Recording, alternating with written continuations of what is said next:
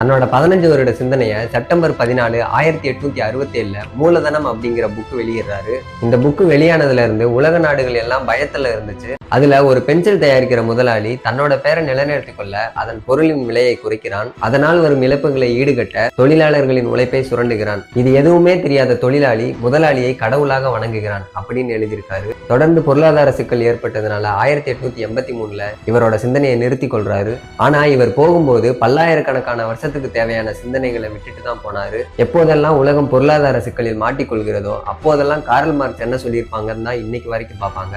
பைபிளுக்கு அடுத்து உலகத்துல அதிகமா படிக்கப்பட்ட நூல் எதுன்னா மூலதனம் புக்கு தான். இந்த புக்கோட 2வது மற்றும் 3வது பாகம் இவரோட இறப்புக்கு பின்பு வெளியிடப்படுறாங்க.